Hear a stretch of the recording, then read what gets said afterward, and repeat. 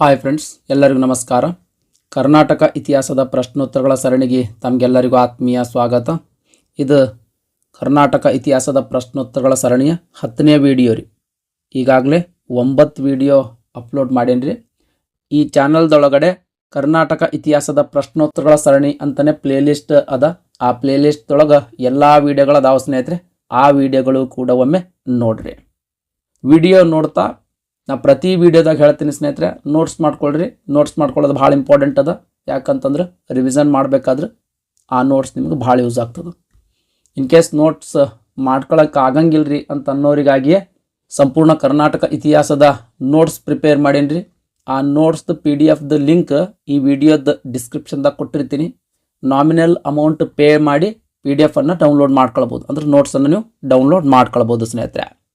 ಈ ವಿಡಿಯೋದೊಳಗೆ ಮಾನ್ಯ ಕೇಟದವ್ರು ರಾಷ್ಟ್ರಕೂಟರು chapter complete ಮಾಡಿರ್ತಕ್ಕಂಥದ್ದು ಸ್ನೇಹಿತರೆ.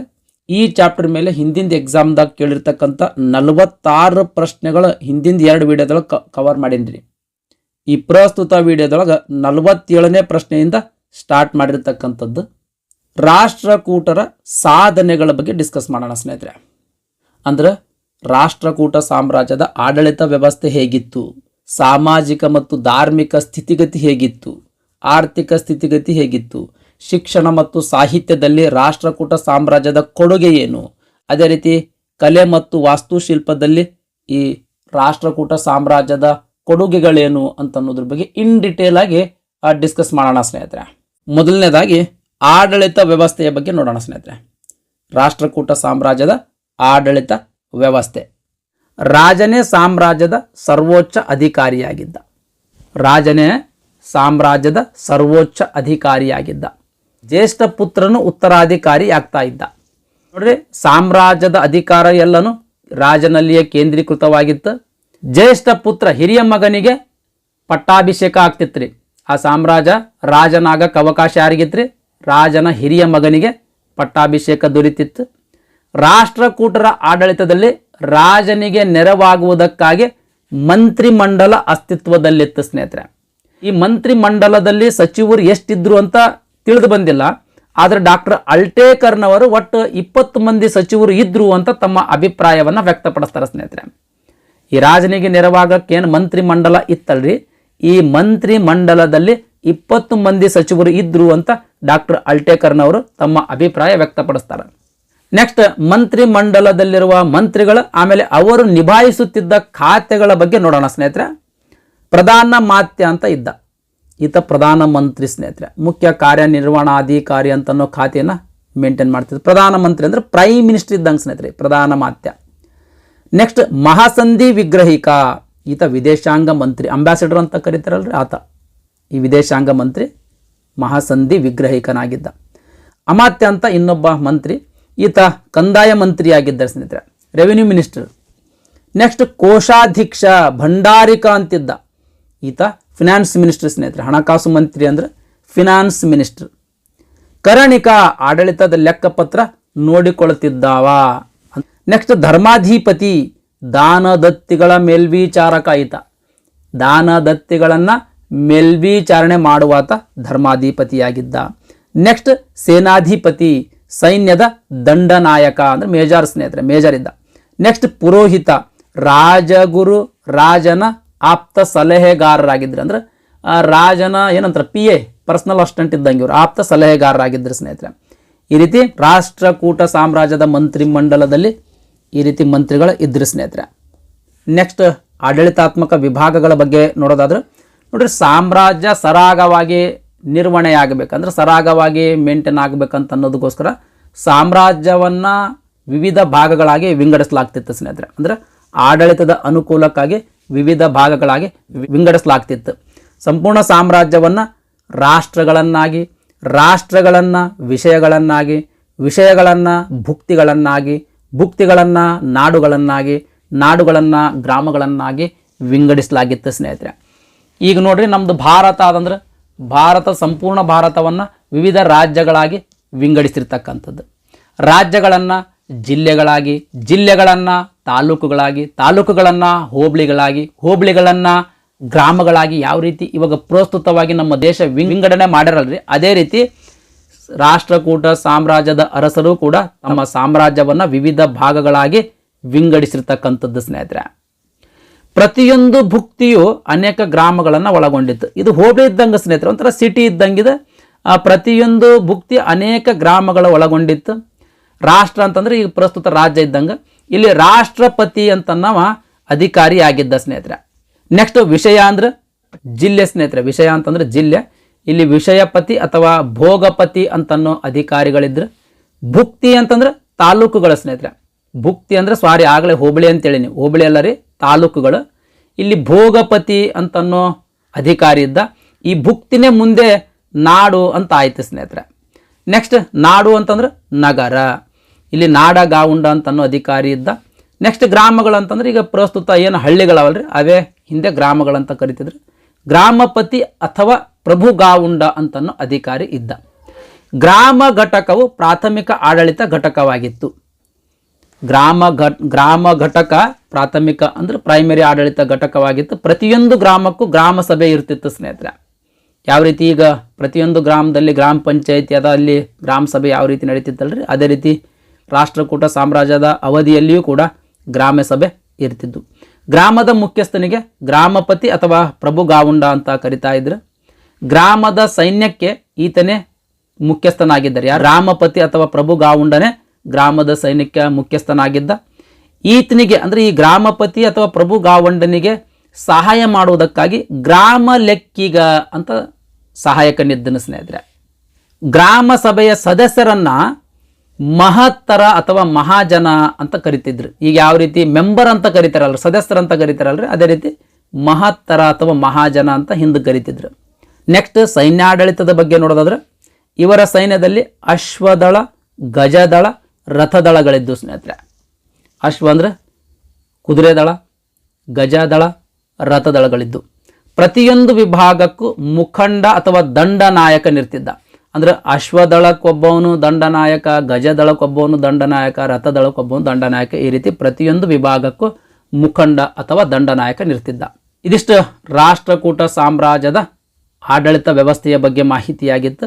47ನೇ ಪ್ರಶ್ನೆ, ರಾಷ್ಟ್ರಕೂಟರ ಮಂತ್ರಿಮಂಡಲದಲ್ಲಿದ್ದ ಮಂತ್ರಿಗಳು ಮತ್ತು ಅವರು ನಿರ್ವಹಿಸುತ್ತಿದ್ದ ಖಾತೆಗಳನ್ನು ಹೊಂದಿಸಿ ಬರೆಯಿರಿ ಅಂತ ಪ್ರಶ್ನೆ ಕೇಳಿರುವಂಥದ್ದು.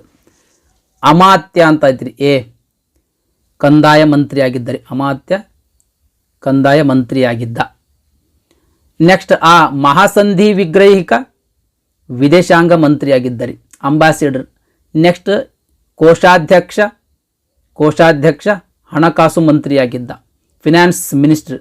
ನೆಕ್ಸ್ಟ್ ಧರ್ಮಾಧಿಪತಿ, ದಾನದತ್ತಿಗಳ ಮೇಲ್ವಿಚಾರಕ. ಸರಿಯಾದ ಉತ್ತರ ಆಪ್ಷನ್ ಬಿ ಸ್ನೇಹಿತರೆ, ಆಪ್ಷನ್ ಬಿ ಸರಿಯಾದ ಉತ್ತರ.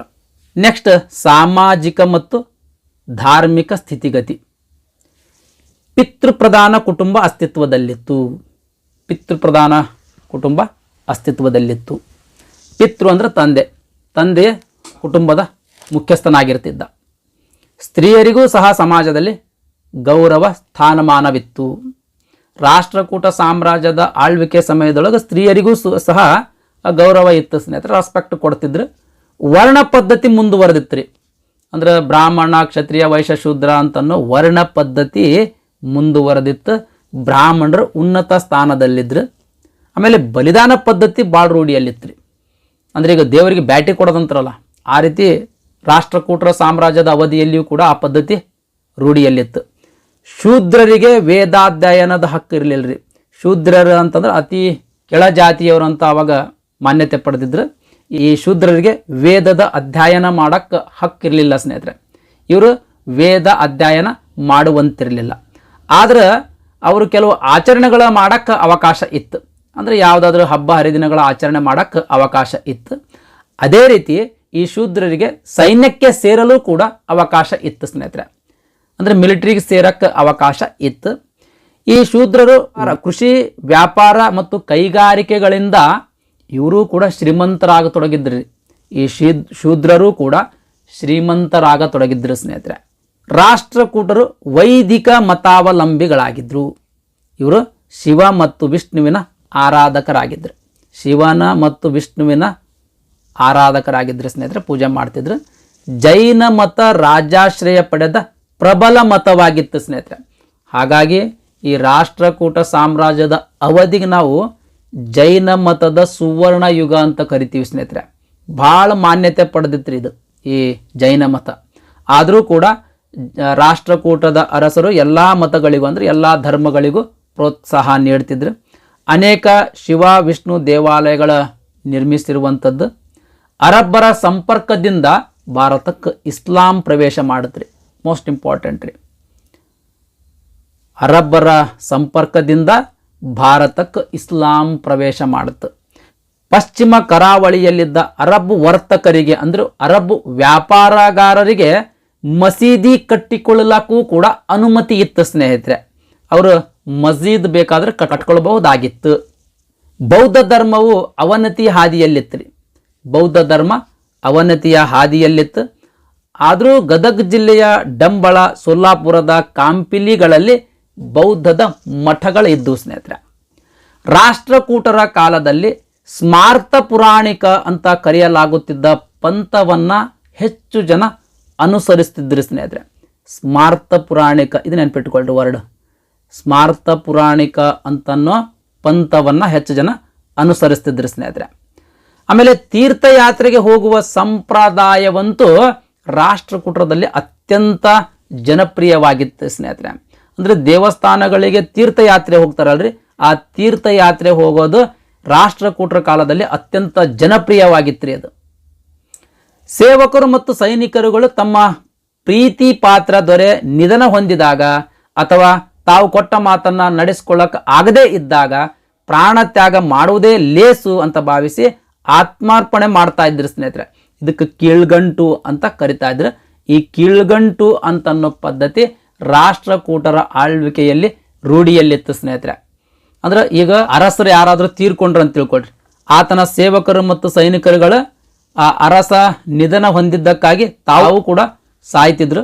ಅದೇ ರೀತಿ ಸೇವಕರು ಅಥವಾ ಸೈನಿಕರು ಏನಾದರೂ ಒಂದು ಮಾತು ಕೊಟ್ಟಿದ್ರು ಅಂತ ತಿಳ್ಕೊಳ್ರಿ ಅರಸನಿಗೆ, ಆ ಮಾತು ಕೊಟ್ಟದನ್ನ ಈಡೇರಿಸಕ್ಕೆ ಆಗದೇ ಇದ್ದಾಗ ಪ್ರಾಣ ತ್ಯಾಗ ಮಾಡುವುದೇ ಲೇಸ್ ಅಂತ ಪ್ರಾಣ ತ್ಯಾಗ ಮಾಡ್ಕೊಳ್ತಿದ್ರು ಸ್ನೇಹಿತರೆ. ಈ ರೀತಿಯ ಕೀಳ್ಗಂಟು ಅಂತನ್ನೋ ಪದ್ಧತಿ ರಾಷ್ಟ್ರಕೂಟ ಅರಸರ ಆಳ್ವಿಕೆಯ ಕಾಲದಲ್ಲಿ ರೂಢಿಯಲ್ಲಿತ್ತು ಸ್ನೇಹಿತರೆ. ಇದಿಷ್ಟು ಸಾಮಾಜಿಕ ಮತ್ತು ಧಾರ್ಮಿಕ ಸ್ಥಿತಿಗತಿಯ ಬಗ್ಗೆ ಮಾಹಿತಿ. ನೆಕ್ಸ್ಟ್ 48ನೇ ಪ್ರಶ್ನೆ. ಈ ಕೆಳಗಿನ ಯುಗವನ್ನ ಜೈನ ಸಾಹಿತ್ಯದ ಸುವರ್ಣ ಯುಗ ಎಂದು ಕರೆಯಲಾಗುತ್ತದೆ. ಯಾರ ಯುಗವನ್ನ ರೀ? ಆಪ್ಷನ್ ಎ ಸರಿಯಾದ ಉತ್ತರ. ರಾಷ್ಟ್ರಕೂಟರ ಯುಗವನ್ನ ಜೈನ ಸಾಹಿತ್ಯದ ಸುವರ್ಣ ಯುಗ ಅಂತ ಕರೆಯಲಾಗ್ತದೆ. ನೆಕ್ಸ್ಟ್ ಆರ್ಥಿಕ ಸ್ಥಿತಿಗತಿ. ವ್ಯವಸಾಯ ಆರ್ಥಿಕ ಜೀವನದ ಮೂಲವಾಗಿತ್ತು. ಅಂದ್ರೆ ಜನರು ಕೃಷಿಗೆ ಬಹಳ ಅವಲಂಬಿತರಾಗಿದ್ದರು. ರಾಜ್ಯದ ಆದಾಯದ ಬಹುಪಾಲು ಭೂ ಕಂದಾಯದಿಂದಲೇ ಬರ್ತಾ ಇತ್ತು. ಭೂ ಕಂದಾಯದಿಂದಲೇ ಬರ್ತಾ ಇತ್ತು ಸ್ನೇಹಿತರೆ. ಭೂ ಕಂದಾಯ, ಸರಕು, ಮನೆ, ಅಂಗಡಿಗಳ ಮೇಲಿನ ಸುಂಕ, ನದಿ ದಾಟಿಸುವಂಥ ವೃತ್ತಿಗಳ ಮೇಲಿನ ತೆರಿಗೆ, ಈ ರೀತಿ ಮೊದಲಾದ ತೆರಿಗೆಗಳ ರಾಷ್ಟ್ರಕೂಟ ಸಾಮ್ರಾಜ್ಯದ ಆದಾಯವಾಗಿದ್ದು ಸ್ನೇಹಿತರೆ. ವಿದೇಶಿ ವ್ಯಾಪಾರದಿಂದಲೂ ಕೂಡ ರಾಜ್ಯಕ್ಕೆ ಅಪಾರ ಸುಂಕ ಟ್ಯಾಕ್ಸ್ ಬರ್ತಾ ಇತ್ತು.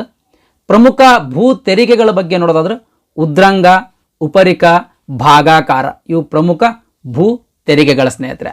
ಭೂಮಿಯ ಒಟ್ಟು ಉತ್ಪನ್ನದ 1/6 ಭೂ ಕಂದಾಯದ ರೂಪದಲ್ಲಿ ಜನ ಪಾವತಿ ಮಾಡಬೇಕಾಗಿತ್ತು ಸ್ನೇಹಿತರೆ. 1/6 ಅಂತಂದ್ರೆ ಉದಾಹರಣೆಗೆ ಒಬ್ಬ ರೈತ 6 ಚೀಲ ಭತ್ತ ಬೆಳೆದನಂದ್ರೆ 1 ಚೀಲ ಟ್ಯಾಕ್ಸ್ ರೂಪದಾಗ ಅರಸರಿಗೆ ಕೊಡಬೇಕಾಗ್ತಿತ್ತು. ಈ ರೀತಿ ಭೂ ಕಂದಾಯ ಇತ್ತು ಸ್ನೇಹಿತರೆ.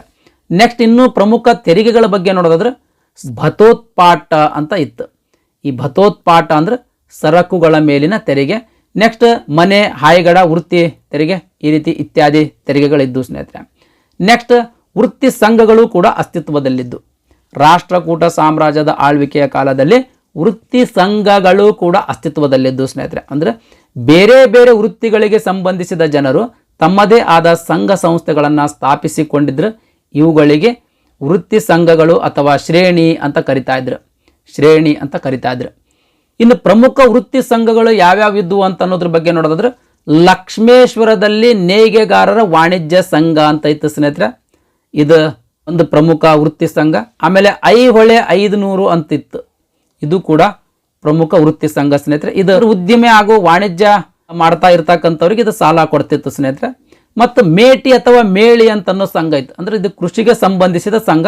ಇವಿಷ್ಟು ಪ್ರಮುಖ ಸಂಘಗಳಿದ್ದು ಸ್ನೇಹಿತರೆ. ನೆಕ್ಸ್ಟ್ ಇನ್ನು ನಾಣ್ಯಗಳ ಬಗ್ಗೆ ನೋಡೋದಾದ್ರೆ ದ್ರಮ್ಮ ಅಂತ ಇತ್ತು, ಇದು ಬೆಳ್ಳಿ ನಾಣ್ಯ ಸ್ನೇಹಿತರೆ. ಈ ಬೆಳ್ಳಿ ನಾಣ್ಯವನ್ನು ದ್ರಮ್ಮ ಅಂತ ಕರಿತಿದ್ರು. ನೆಕ್ಸ್ಟ್ ಕಬಿಂಜು, ಗದ್ಯಾಣಕ, ಕಾಸು, ಮಂಜಾಡಿ, ಅಕ್ಕಮ್ ಅಂತನ್ನೋ ಚಿನ್ನದ ನಾಣ್ಯಗಳಿದ್ದು. ನೆಕ್ಸ್ಟ್ ಅರಬ್ಬರೊಂದಿಗೆ ವಿದೇಶಿ ವ್ಯಾಪಾರ ನಡೀತಾ ಇತ್ತು ಸ್ನೇಹಿತರೆ. ಅರಬ್ಬರೊಂದಿಗೆ ವಿದೇಶಿ ವ್ಯಾಪಾರ ನಡೀತಾ ಇತ್ತು. ಇದಿಷ್ಟು ಆರ್ಥಿಕ ಸ್ಥಿತಿಗತಿಯ ಬಗ್ಗೆ ಮಾಹಿತಿ.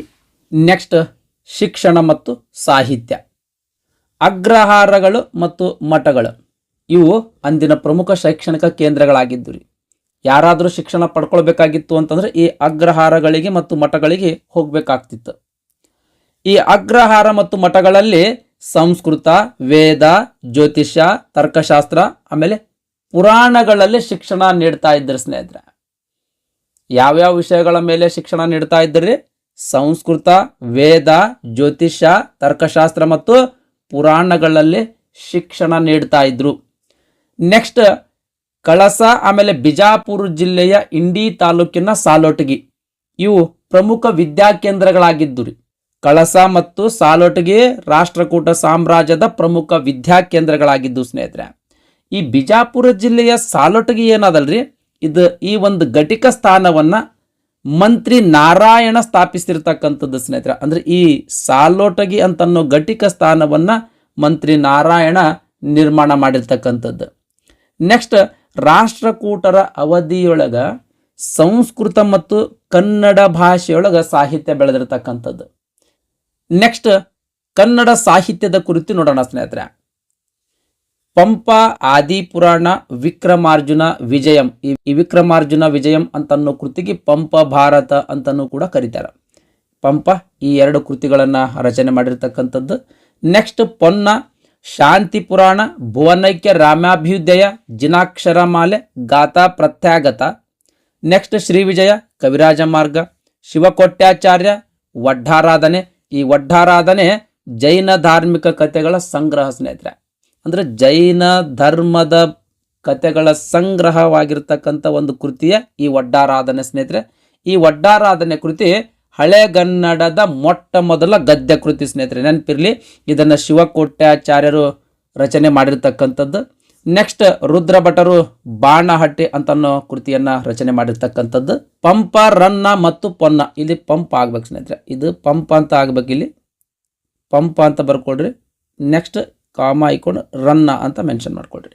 ಪಂಪ, ರನ್ನ ಮತ್ತು ಪೊನ್ನ ಇವರನ್ನ ರತ್ನತ್ರಯರು ಅಂತ ಕರೀತಾರೆ. ಕನ್ನಡದ ರತ್ನತ್ರಯರು ಅಂತ ಕರೀತಾರೆ ಸ್ನೇಹಿತರೆ. ಪಂಪನ ಕುರಿತು ನೋಡೋಣ ಸ್ನೇಹಿತರೆ.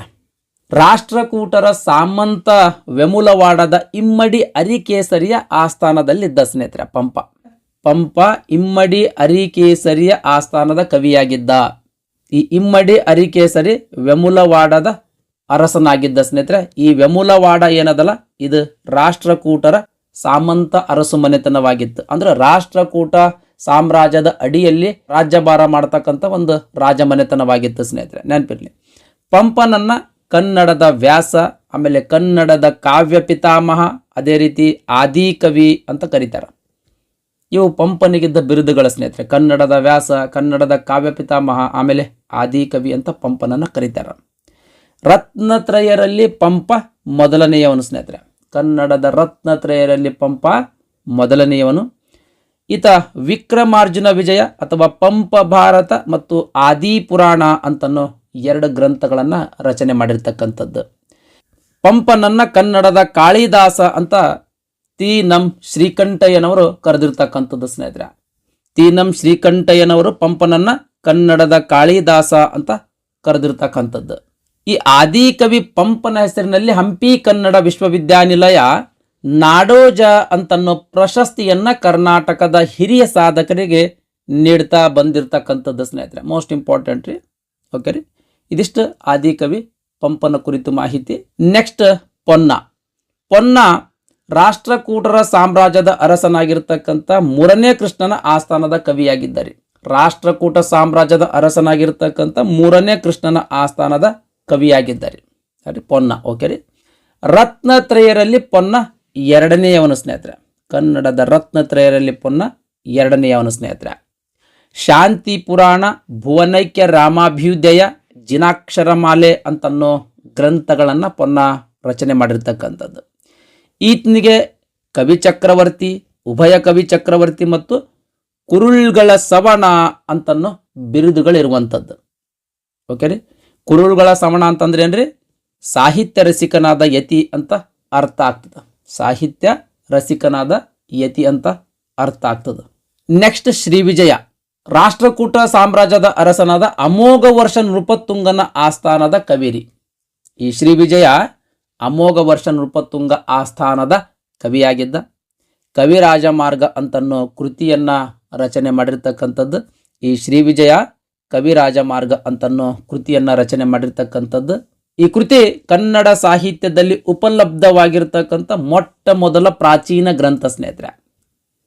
ಹಳೆಗನ್ನಡ ಸಾಹಿತ್ಯದಲ್ಲಿ ಉಪಲಬ್ಧವಾಗಿರ್ತಕ್ಕಂಥ ಅಥವಾ ದೊರೆತಿರ್ತಕ್ಕಂಥ ಮೊಟ್ಟ ಮೊದಲ ಪ್ರಾಚೀನ ಗ್ರಂಥ. ನಮ್ಮ ಕನ್ನಡ ನಾಡು ಎಲ್ಲಿಂದ ಎಲ್ಲಿಯವರೆಗೆ ವಿಸ್ತರಣೆ ಇತ್ತು ಅಂತ ಈ ಕವಿರಾಜ ಮಾರ್ಗ ಅಂತನ್ನೋ ಕೃತಿಯಿಂದ ನಮಗೆ ತಿಳಿದು ಬರ್ತಾದ್ರಿ. ಅಂದ್ರೆ ಕಾವೇರಿಯಿಂದ ಗೋದಾವರಿಯವರೆಗಿನ ನಾಡು ಕನ್ನಡ ನಾಡು ಹರಡಿತ್ತು ಅಂತ ಕವಿರಾಜ ಮಾರ್ಗ ಕೃತಿಯಿಂದ ನಮಗೆ ತಿಳಿದು ಬರ್ತಾದ ಸ್ನೇಹಿತರೆ. ಈ ಕೃತಿಯು ದಂಡಿ ಕವಿಯ ಸಂಸ್ಕೃತ ಕಾವ್ಯ ದರ್ಶನದ ಭಾಷಾಂತರವಾಗಿರ್ತಕ್ಕಂಥದ್ದು ಸ್ನೇಹಿತರೆ, ಅಂದ್ರೆ ಟ್ರಾನ್ಸ್ಲೇಟ್ ಮಾಡಿರ್ತಕ್ಕಂಥದ್ದು. ನೆಕ್ಸ್ಟ್ ರುದ್ರಭಟ 4ನೇ ಗೋವಿಂದನ ಆಸ್ಥಾನದ ಕವಿಯಾಗಿದ್ದ ಸ್ನೇಹಿತರೆ. ಇನ್ನು ಸಂಸ್ಕೃತದ ಸಾಹಿತ್ಯದ ಕುರಿತು ನೋಡೋಣ ಸ್ನೇಹಿತರೆ. ಸಂಸ್ಕೃತವೂ ಸಹ ರಾಷ್ಟ್ರಕೂಟರ ಕಾಲದಲ್ಲಿ ಅತ್ಯಂತ ಮಹತ್ವದ ಸ್ಥಾನವನ್ನು ಪಡೆದುಕೊಂಡಿತ್ತು. ಈ ರಾಷ್ಟ್ರಕೂಟ ಸಾಮ್ರಾಜ್ಯದ ಅವಧಿಯಲ್ಲಿ ಸಂಸ್ಕೃತ ಸಾಹಿತ್ಯವೂ ಕೂಡ ಬೆಳವಣಿಗೆ ಕಂಡಿರ್ತಕ್ಕಂಥದ್ದು. ರಾಷ್ಟ್ರಕೂಟರ 3ನೇ ಇಂದ್ರನ ಬೇಗುಮ್ರಾ ಶಾಸನವೂ ಕೂಡ ಸಂಸ್ಕೃತದೊಳಗಾದಾರಿ ಸ್ನೇಹಿತರೆ. ರಾಷ್ಟ್ರಕೂಟರ ಸಾಮ್ರಾಜ್ಯದ ಅವಧಿಯೊಳಗೆ ಸಂಸ್ಕೃತ ಸಾಹಿತ್ಯ ಬೆಳೆದಿತ್ತು ಅಂತನ್ನಕ್ಕೆ ಈ ಒಂದು ಶಾಸನ ಉದಾಹರಣೆ ಸ್ನೇಹಿತರೆ. ಈ 3ನೇ ಇಂದ್ರನ ಬೇಗುಮ್ರಾ ಶಾಸನ ಸಂಸ್ಕೃತ ಭಾಷೆ ಒಳಗದ ಸ್ನೇಹಿತರೆ. ಈ ಬೇಗುಮ್ರಾ ಶಾಸನವನ್ನ ತ್ರಿವಿಕ್ರಮ ಅಂತನ್ನೋ ಶಿಲ್ಪಿ ಕೆತ್ತಿರ್ತಕ್ಕಂಥದ್ದು. ಈ ಸಂಸ್ಕೃತ ಸಾಹಿತ್ಯವನ್ನ ಶ್ರೀಮಂತಗೊಳಿಸಿರ್ತಕ್ಕಂಥ ಕವಿಗಳು ಮತ್ತು ಅವರು ರಚನೆ ಮಾಡಿರ್ತಕ್ಕಂಥ ಕೃತಿಗಳ ಬಗ್ಗೆ ಮಾಹಿತಿ ನೋಡೋದಾದ್ರೆ ಶಕ್ತಾಯನ ಅಂತ ಒಬ್ಬ ಕವಿ ಇದ್ದ. ಶಕ್ತಾಯನ ಈತ ಅಮೋಘ ವರ್ಷ ನೃಪತುಂಗ ಆಸ್ಥಾನದ ಕವಿ. ಈತ ಶಬ್ದಾನುಶಾಸನ ಅಂತನ್ನೋ ಕೃತಿಯನ್ನ ರಚನೆ ಮಾಡಿರ್ತಕ್ಕಂಥದ್ದು. ನೆಕ್ಸ್ಟ್ ಮಹಾವೀರಾಚಾರ್ಯ, ಈತನೂ ಸಹ ಅಮೋಘ ವರ್ಷ ನೃಪತುಂಗ ಆಸ್ಥಾನದ ಕವಿ ಸ್ನೇಹಿತರೆ. ಈತ ಗಣಿತ ಸಾರ ಸಂಗ್ರಹ ಅಂತನ್ನೋ ಕೃತಿಯನ್ನ ರಚಿಸಿರ್ತಕ್ಕಂಥದ್ದು. ನೆಕ್ಸ್ಟ್ ರಾಷ್ಟ್ರಕೂಟ ಸಾಮ್ರಾಜ್ಯದ ಅರಸನಾಗಿರ್ತಕ್ಕಂಥ ಅಮೋಘ ವರ್ಷನೂ ಕೂಡ ಸಂಸ್ಕೃತ ಭಾಷೆಯೊಳಗ ಪ್ರಶ್ನೋತ್ತರ ರತ್ನಮಾಲಾ ಆಗ್ಬೇಕು ಸ್ನೇಹಿತರೆ. ಇಲ್ಲಿ ಪ್ರಶ್ನೋತ್ತರ ರತ್ನಮಾಲಾ ಅಂತನ್ನೋ ಕೃತಿಯನ್ನ ರಚನೆ ಮಾಡಿರ್ತಕ್ಕಂಥದ್ದು. ನೆಕ್ಸ್ಟ್ ತ್ರಿವಿಕ್ರಮ ಭಟ್ಟ, ಈತ 3ನೇ ಇಂದ್ರನ ಆಸ್ಥಾನದ ಕವಿ. ಮದಲಸ ಚಂಪು, ನಳ ಚಂಪು, ದಮಯಂತಿ ಕಥಾ ಅಂತನ್ನೋ ಕೃತಿಗಳನ್ನು ರಚನೆ ಮಾಡಿರ್ತಕ್ಕಂಥದ್ದು. ಈ ನಳ ಚಂಪು ಅಂತನ್ನೋ ಕೃತಿ ಏನದಲ್ರಿ, ಇದು ಸಂಸ್ಕೃತ ಸಾಹಿತ್ಯದ ಮೊಟ್ಟ ಮೊದಲ ಚಂಪು ಕೃತಿ ಸ್ನೇಹಿತರೆ. ಈ ನಳ ಚಂಪು ಅಂತನ್ನೋ ಕೃತಿ ಸಂಸ್ಕೃತ ಸಾಹಿತ್ಯದ ಪ್ರಪ್ರಥಮ ಚಂಪು ಕೃತಿ ಸ್ನೇಹಿತರೆ. ಇದನ್ನ ತ್ರಿವಿಕ್ರಮ ಭಟ್ಟ ರಚನೆ ಮಾಡಿರ್ತಕ್ಕಂಥದ್ದು. ಈ ತ್ರಿವಿಕ್ರಮ ಭಟ್ಟ 3ನೇ ಇಂದ್ರನ ಆಸ್ಥಾನದ ಕವಿಯಾಗಿದ್ದ ಸ್ನೇಹಿತರೆ. ನೆಕ್ಸ್ಟ್ ಜಿನಸೇನಾಚಾರ್ಯ, ಈತ ಅಮೋಘ ವರ್ಷ ನೃಪತುಂಗನ ಆಸ್ಥಾನದ ಕವಿ. ಈ ಜಿನಸೇನಾಚಾರ್ಯ ಧವಳ, ಜಯಧವಳ ಅಂತನ್ನೋ ಕೃತಿಗಳನ್ನು ರಚನೆ ಮಾಡಿರ್ತಕ್ಕಂಥದ್ದು. ನೆಕ್ಸ್ಟ್ ಗುಣಭದ್ರಾಚಾರ್ಯ, ಈತ ಆದಿಪುರಾಣ ಅಂತನ್ನೋ ಕೃತಿಯನ್ನು ರಚನೆ ಮಾಡಿರ್ತಕ್ಕಂಥದ್ದು. ಅರ್ಧ ಭಾಗ ಜಿನಸೇನ ರಚನೆ ಮಾಡ್ಯಾನ ಈ ಆದಿಪುರಾಣ ಅನ್ನೋ ಕೃತಿ. ಇನ್ನು ಉಳಿದಿರ್ತಕ್ಕಂಥ ಅರ್ಧ ಭಾಗ ಗುಣಭದ್ರಾಚಾರ್ಯ ಕಂಪ್ಲೀಟ್ ಮಾಡಿರ್ತಕ್ಕಂಥದ್ದು ಅಂದ್ರೆ ರಚನೆ ಮಾಡಿರ್ತಕ್ಕಂಥದ್ದು ಸ್ನೇಹಿತರೆ. ಆದಿಪುರಾಣ ಅಂತನ್ನೋ ಕೃತಿಯನ್ನು ಹೊರತುಪಡಿಸಿದ್ರೆ ಪಾರ್ಶ್ವಾಭ್ಯುದಯ ಅಂತನ್ನೋ ಕೃತಿಯನ್ನು ಕೂಡ ಈ ಗುಣಭದ್ರಾಚಾರ್ಯ ರಚನೆ ಮಾಡಿರ್ತಕ್ಕಂಥದ್ದು. ನೆಕ್ಸ್ಟ್ ಅಸಗ, ವರ್ಧಮಾನ ಪುರಾಣ, ಆಲಾಯುಧ, ಮೃತ ಸಂಜೀವಿನಿ, ಆಮೇಲೆ ಕವಿ ರಹಸ್ಯ ಅಂತನ್ನೋ ಕೃತಿಗಳನ್ನು ರಚನೆ ಮಾಡಿರ್ತಕ್ಕಂಥದ್ದು. ಈ ಹಾಲಾಯುಧ 3ನೇ ಕೃಷ್ಣನ ಆಸ್ಥಾನದ ಕವಿಯಾಗಿದ್ದ ಸ್ನೇಹಿತರೆ. ನೆಕ್ಸ್ಟ್ ಸೋಮದೇವಸುರಿ, ಈತ ಇಮ್ಮಡಿ ಅರಿಕೇಸರಿಯ ಆಸ್ಥಾನದ ಕವಿರಿ. ಈ ಸೋಮದೇವಸುರಿ ವೆಮುಲವಾಡದ ಇಮ್ಮಡಿ ಅರಿಕೇಸರಿಯ ಆಸ್ಥಾನದ ಕವಿ ಸ್ನೇಹಿತರೆ. ಈ ಸೋಮದೇವಸುರಿ ಯಶಸ್ತಿಲಕ, ನೀತಿ ವಾಕ್ಯಾಮೃತ, ಷಣ್ಣವತಿ ಪ್ರಕರಣಗಳು ಇವಿಷ್ಟು ಕೃತಿಗಳನ್ನು ರಚನೆ ಮಾಡಿರ್ತಕ್ಕಂಥದ್ದು. ನೆಕ್ಸ್ಟ್ ಆಕಳಾಂಕ, ತತ್ವಾರ್ಥ ವಾರ್ತಿಕ, ಮತ್ತು ಪ್ರಮಾಣ ಸಂಗ್ರಹ ಅಂತನ್ನೋ ಕೃತಿಗಳನ್ನು ರಚನೆ ಮಾಡಿರ್ತಕ್ಕಂಥದ್ದು. ನೆಕ್ಸ್ಟ್ ವಿದ್ಯಾನಂದ ಅಷ್ಟಸಾಹಸ್ರಿ ಮತ್ತು ಭಾಷ್ಯ ಅಂತನ್ನೋ ಕೃತಿಗಳನ್ನು ರಚನೆ ಮಾಡಿರ್ತಕ್ಕಂಥದ್ದು. ನೆಕ್ಸ್ಟ್ ಪುಷ್ಟದಂತ, ಈತ 3ನೇ ಕೃಷ್ಣನ ಆಸ್ಥಾನದ ಕವಿ. ಈತ ಮಹಾಪುರಾಣ, ನಾಗಕುಮಾರ ಚರಿತ, ಯಶೋಧರ ಇವಿಷ್ಟು ಕೃತಿಗಳನ್ನು ರಚನೆ ಮಾಡಿರ್ತಕ್ಕಂಥದ್ದು. ಇದಿಷ್ಟು ಶಿಕ್ಷಣ ಮತ್ತು ಸಾಹಿತ್ಯದ ಕುರಿತು ಮಾಹಿತಿಯಾಗಿತ್ತು. ನೆಕ್ಸ್ಟ್ 49ನೇ ಪ್ರಶ್ನೆ, ಕವಿರಾಜ ಮಾರ್ಗ ಮೊಟ್ಟ ಮೊದಲ ಕನ್ನಡ ಪದ್ಯ ಹಾಗೂ ವ್ಯಾಕರಣ ಸಾಹಿತ್ಯವಾಗಿದ್ದು ಇದು ಕೆಳಗಿನ ಯಾವ ಅರಸರಿಂದ ರಚಿಸಲ್ಪಟ್ಟಿತ್ತು ಅಂತ ಪ್ರಶ್ನೆ ಕೇಳಿರ್ತಕ್ಕಂಥದ್ದು. ಇಲ್ಲಿ 4 ಅರಸರ ಹೆಸರು ಕೊಟ್ಟಾರ್ರಿ. ಈ 4 ಅರಸರಲ್ಲಿ ಈ ಕವಿರಾಜ ಮಾರ್ಗ ಅಂತನ್ನೋ ಕೃತಿ ಯಾರು ರಚನೆ ಮಾಡಿದ್ರು ಅಂತ ಪ್ರಶ್ನೆ ಕೇಳಿರ್ತಕ್ಕಂಥದ್ದು. ಉತ್ತರ ಬಿ ಅಂತದ ಸ್ನೇಹಿತರೆ. ಅಮೋಘ ವರ್ಷ ನೃಪತುಂಗ ರಚನೆ ಮಾಡಿರ್ತಕ್ಕಂಥದ್ದು ಅಂತ ಆನ್ಸರ್ ಅದ. ಆದ್ರೆ ಅಮೋಘ ವರ್ಷ ನೃಪತುಂಗ ಇದನ್ನು ರಚನೆ ಮಾಡಿಲ್ಲ ಸ್ನೇಹಿತರೆ. ಈತನ ಆಸ್ಥಾನದ ಕವಿಯಾಗಿದ್ದ ಶ್ರೀ ವಿಜಯ ಈ ಕೃತಿಯನ್ನು ರಚನೆ ಮಾಡಿರ್ತಕ್ಕಂಥದ್ದು ಸ್ನೇಹಿತರೆ. ಓಕೆ ರೀ. ಶ್ರೀ ವಿಜಯನ ಹೆಸರು ಇರಲಿಲ್ಲ ಅಂತಂದ್ರೆ ಅಮೋಘ ವರ್ಷನ ಹೆಸರು ಕೂಡ ನೀವು ಟಿಕ್ ಮಾಡ್ಬೋದು ಸ್ನೇಹಿತರೆ. ಆಗಲೇ ಹೇಳಿ ನಿಮ್ಗೆ. ನೆಕ್ಸ್ಟ್ 50ನೇ ಪ್ರಶ್ನೆ, ಕೆಳಗಿನ ಪಟ್ಟಿ 1 ಮತ್ತು ಪಟ್ಟಿ 2 ಹೋಲಿಸಿ ಹೊಂದಾಣಿಕೆ ಸಂಕೇತಗಳನ್ನು ಕೆಳಗೆ ಕೊಟ್ಟಿರುವ ಸಂಕೇತಗಳಿಂದ ಆಯ್ಕೆ ಮಾಡಿ ಅಂತ ಪಟ್ಟಿ 1 ಮತ್ತು ಪಟ್ಟಿ 2 ಕೊಟ್ಟಾರ. ಪಟ್ಟಿ 1ರಲ್ಲಿ ಕವಿಗಳ ಹೆಸರು ಕೊಟ್ಟಾರ, ಪಟ್ಟಿ 2ರಲ್ಲಿ ಅರಸರ ಹೆಸರು ಕೊಟ್ಟಾರ. ಈ ಕವಿಗಳ ಯಾವ ಅರಸರ ಆಸ್ಥಾನದ ಕವಿಯಾಗಿದ್ರು ಅಂತ ಇಲ್ಲಿ ಅರಸರ ಹೆಸರನ್ನ ಹೊಂದಿಸಿ ಬರಿಬೇಕು ಸ್ನೇಹಿತರೆ. ಮೊದಲನೇದು ಪೊನ್ನ. ಪೊನ್ನ ಯಾರ ಆಸ್ಥಾನದ ಕವಿಯಾಗಿದ್ದಾರೆ? ಪೊನ್ನ 3ನೇ ಕೃಷ್ಣನ ಆಸ್ಥಾನದ ಕವಿಯಾಗಿದ್ದ. ಉಳಿದಿರ್ತಕ್ಕಂಥದ್ದು ರನ್ನ ಗೊತ್ತಿಲ್ಲ ನಮಗೆ, ವಿದ್ಯಾನಾಥ, ನೇಮಿಚಂದ್ರ ಈ 3 ಕವಿಗಳ ಯಾರ ಆಸ್ಥಾನದ ಕವಿಯಾಗಿದ್ರು ಅಂತ ನಮಗೆ ಗೊತ್ತಿಲ್ಲ. ಗೊತ್ತಿರ್ತಕ್ಕಂಥದ್ದೇ ಪೊನ್ನ ಸ್ನೇಹಿತರೆ. ಪೊನ್ನ 3ನೇ ಕೃಷ್ಣನ ಆಸ್ಥಾನದ ಕವಿಯಾಗಿದ್ದ. ಎಲ್ಲದ್ರಿ? ಇಲ್ಲದ. ಅದಾಗ 3 ನೋಡ್ರಿ ಎಲ್ಲೆಲ್ಲಿ ಬಂದಾವ ನೋಡ್ರಿ. ಎ ಬಿ ಸಿ ಒಳಗೆ 3 ಇಲ್ಲ, ಡಿ ದೊಳಗೆ 3 ಅದ ಸ್ನೇಹಿತರೆ. ಹಾಗಾದ್ರೆ ಸರಿಯಾದ ಉತ್ತರ ಡಿ ಸ್ನೇಹಿತರೆ. ಈ 3 ತಪ್ಪದವ, ಈ 3 ಆಪ್ಷನ್ಗಳ ತಪ್ಪದಾವ. ಡಿ ಸರಿಯಾದ ಉತ್ತರ ಸ್ನೇಹಿತರೆ. ನೋಡ್ರಿ, ಒಬ್ಬೊಂದು ಕವಿ ಬಗ್ಗೆ ಮಾಹಿತಿ ಗೊತ್ತಿದ್ರೆ ಸಾಕು ಈ ಪ್ರಶ್ನೆಗೆ ಉತ್ತರ ಟಿಕ್ ಮಾಡ್ಬೋದ್ರಿ. ನೆಕ್ಸ್ಟ್ ನಮಗೆ ರನ್ನಂದು ಗೊತ್ತಿರ್ಲಿಕ್ಕಿಲ್ಲ, ವಿದ್ಯಾನಾಥಂದು ಗೊತ್ತಿರ್ಲಿಕ್ಕಿಲ್ಲ, ನೇಮಚಂದ್ರ ಈ ಕವಿಗಳು ಯಾವ ಅರಸನ ಆಸ್ಥಾನದ ಕವಿ ಅಂತ ಗೊತ್ತಿರಲಿಲ್ಲ ಅಂದ್ರೂ ಕೂಡ ಇಲ್ಲಿ ಆನ್ಸರ್ ಟಿಕ್ ಮಾಡ್ಬೋದು. ನೋಡ್ರಿ, ಪೊನ್ನ 3ನೇ ಆಸ್ಥಾನದ ಕವಿ ಅಂದ್ರೆ ಅಕ್ 3 ಮ್ಯಾಚ್ ಆಗ್ಬೇಕು. ಅಕ್ 3 ಇಲ್ಲಿ ಮ್ಯಾಚ್ ಆಗದ ಡಿ ದೊಳಗೆ. ಇನ್ನು ರನ್ನ ಇಮ್ಮಡಿ ತೈಲಪ ಆಸ್ಥಾನದ ಕವಿ ಸ್ನೇಹಿತರೆ.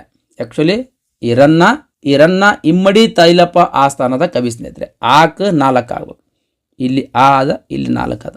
ನೋಡ್ರಿ, ಸರಿಯಾದ ಉತ್ತರ ಡಿ ಸ್ನೇಹಿತರೆ. ಓಕೆ ರೀ. ನೆಕ್ಸ್ಟ್ 51ನೇ ಪ್ರಶ್ನೆ, ಕೆಳಗಿನ ಯಾವ ಕನ್ನಡ ಕೃತಿಗಳು ರಾಷ್ಟ್ರಕೂಟರ ಕಾಲಕ್ಕೆ ಸೇರಿವೆ? ಇಲ್ಲಿ 4 ಕೃತಿಗಳು ಕೊಟ್ಟಾರ್ರಿ. ರಾಷ್ಟ್ರಕೂಟರ ಸಾಮ್ರಾಜ್ಯದ ಅವಧಿಯೊಳಗ ರಚನೆಯಾಗಿರ್ತಕ್ಕಂಥ ಕೃತಿಗಳನ್ನು ಗುರುತಿಸ್ಬೇಕು ಸ್ನೇಹಿತರೆ. ಒಡ್ಡಾರಾಧನೆ, ಕವಿರಾಜ ಮಾರ್ಗ, ಮಹಾಪುರಾಣ, ನೀತಿ ವಾಕ್ಯಾಮೃತ ಈ 4 ಕೃತಿಗಳಲ್ಲಿ ರಾಷ್ಟ್ರಕೂಟರ ಕಾಲಕ್ಕೆ ಸೇರಿದ ಕೃತಿಗಳು ಯಾವ್ಯಾವ ಅದಾವ ಅಂತ ಇಲ್ಲಿ ಸಂಕೇತಗಳಿಂದ ಗುರುತಿಸ್ಬೇಕು ಸ್ನೇಹಿತರೆ. ಯಾವ್ಯಾವ ಅದಾವ್ರಿ? ಈ ಪ್ರಶ್ನೆಗೆ ಸರಿಯಾದ ಉತ್ತರ ಆಪ್ಷನ್ ಸಿ ಸ್ನೇಹಿತರೆ. ಒಡ್ಡಾರಾಧನೆ ಶಿವಕೋಟ್ಯಾಚಾರ್ಯರ ರಚನೆ ಮಾಡಿರ್ತಕ್ಕಂಥದ್ದು.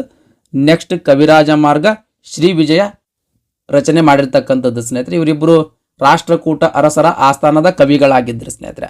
ನೆಕ್ಸ್ಟ್ ಕಲೆ ಮತ್ತು ವಾಸ್ತುಶಿಲ್ಪ. ರಾಷ್ಟ್ರಕೂಟ ಸಾಮ್ರಾಜ್ಯದ ಅರಸರು ದೇವಾಲಯಗಳನ್ನು, ಗುಹಾಂತರ ದೇವಾಲಯಗಳನ್ನು ಮತ್ತು ಬಸದಿಗಳನ್ನು ನಿರ್ಮಿಸಿರ್ತಕ್ಕಂಥದ್ದು ಸ್ನೇಹಿತರೆ. ರಾಷ್ಟ್ರಕೂಟ ಸಾಮ್ರಾಜ್ಯದ ಅರಸರು ದೇವಾಲಯ, ಗುಹಾಂತರ ದೇವಾಲಯ ಮತ್ತು ಬಸದಿಗಳನ್ನು ನಿರ್ಮಿಸಿರ್ತಕ್ಕಂಥದ್ದು.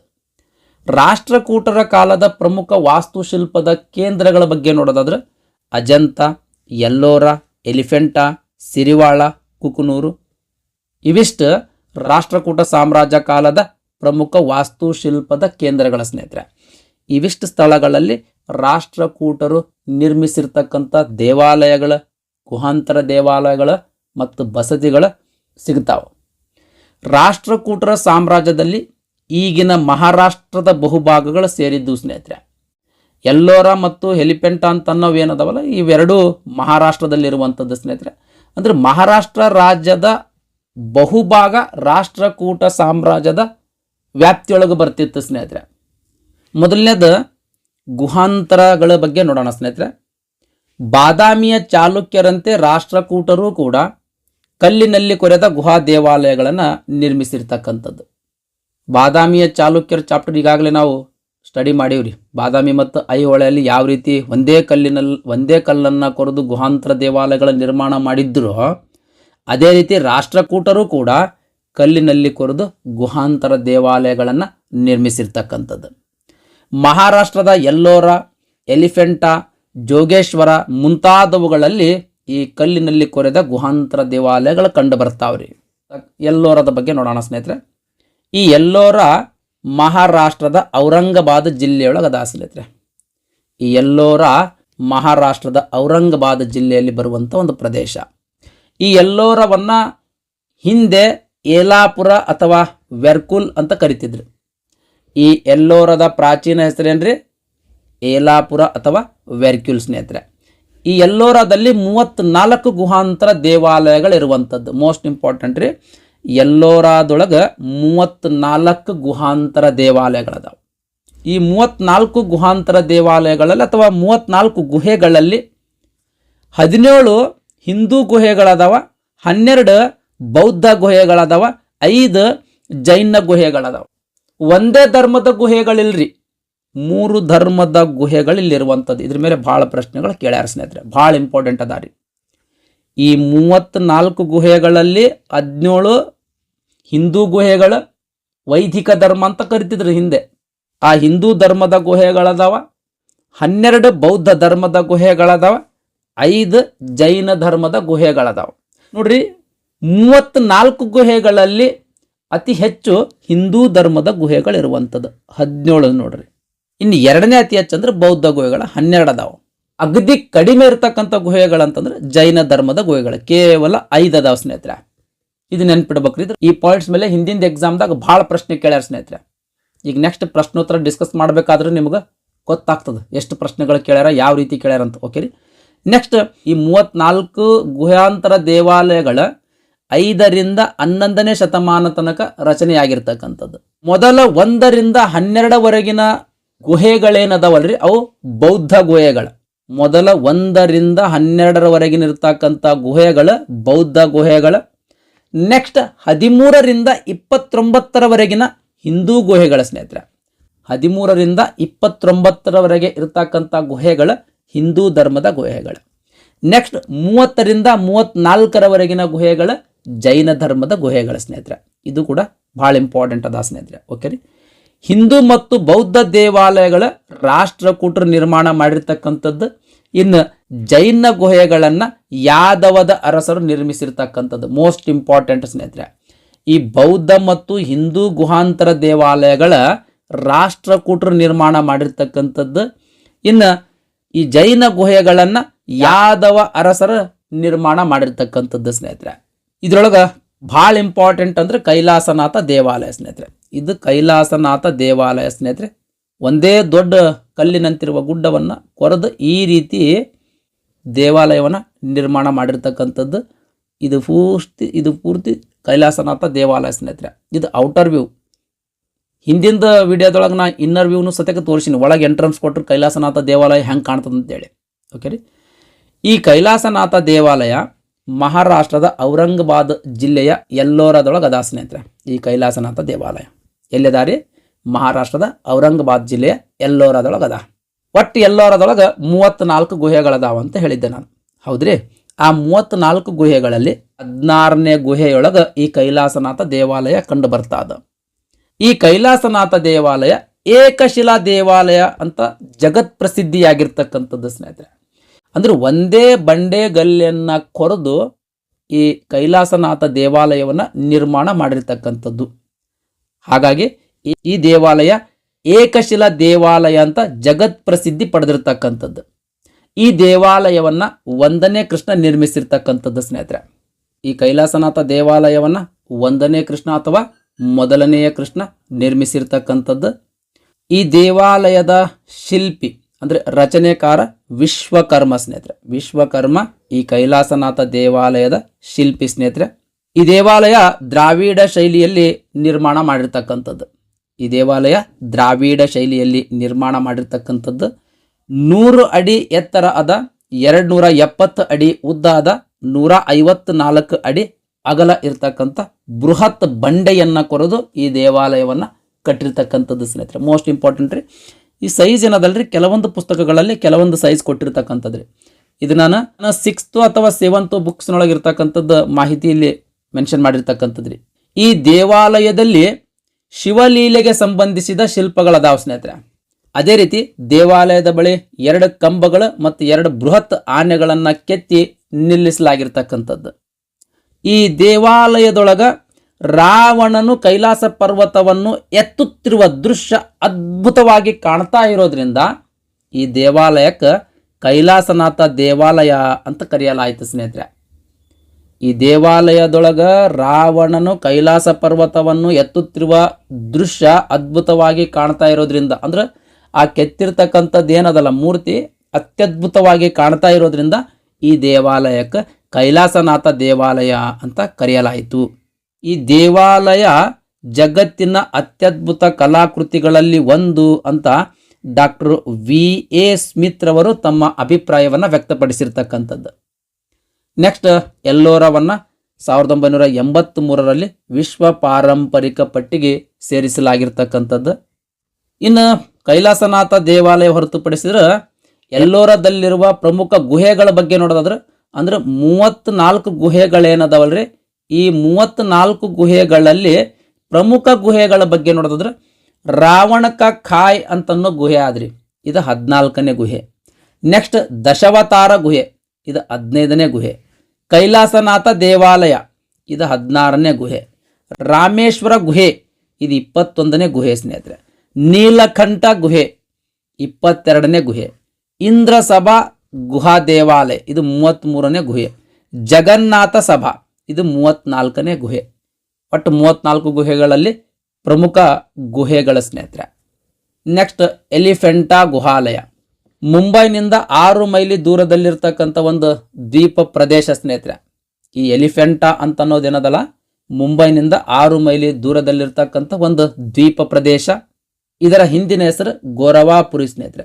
ಈ ಎಲಿಫೆಂಟಾದ ಹಿಂದಿನ ಹೆಸರು ಗೋರವಾಪುರಿ ಸ್ನೇಹಿತರೆ. ಇಲ್ಲಿರುವ ಬೃಹತ್ ಆನೆಯನ್ನ ಪೋರ್ಚುಗೀಸರು ಎಲಿಫೆಂಟಾ ಅಂತ ಕರೀತಾರೆ. ಈ ರೀತಿ ಪೋರ್ಚುಗೀಸರು ಎಲಿಫೆಂಟಾ ಅಂತ ಕರೆದ ನಂತರ ಈ ದ್ವೀಪಕ್ಕೆ ಎಲಿಫೆಂಟಾ ಅಂತನ್ನೋ ಹೆಸರು ಬಂತು ಸ್ನೇಹಿತರೆ. ಈ ಎಲಿಫೆಂಟಾ ಅಂತನ್ನೋ ದ್ವೀಪದೊಳಗೆ ಒಟ್ಟು 7 ಗುಹೆಗಳದಾವ. ದ್ವೀಪ ಪ್ರದೇಶ ಅಂತಂದ್ರೆ 4 ಕಡೆ ನೀರಿದ್ದು ಇಲ್ಲಿ ಒಂದು ಪ್ರದೇಶ ಇರ್ತದ ಸ್ನೇಹಿತರೆ. ಇಲ್ಲಿ ನೀರು ಇರಂಗಿಲ್ಲ, ಉಬ್ಬಿರ್ತಕ್ಕಂಥ ಪ್ರದೇಶ, ಇದನ್ನು ನಾವು ದ್ವೀಪ ಅಂತ ಕರಿತೀವಿ ಸ್ನೇಹಿತರೆ. ಎಲಿಫೆಂಟಾ ಅನ್ನೋದು ಇದೇ ರೀತಿಯ ಒಂದು ದ್ವೀಪ ಪ್ರದೇಶ. ಈ ಎಲಿಫೆಂಟಾ ದ್ವೀಪದೊಳಗೆ ಒಟ್ಟು 7 ಗುಹೆಗಳದಾವ.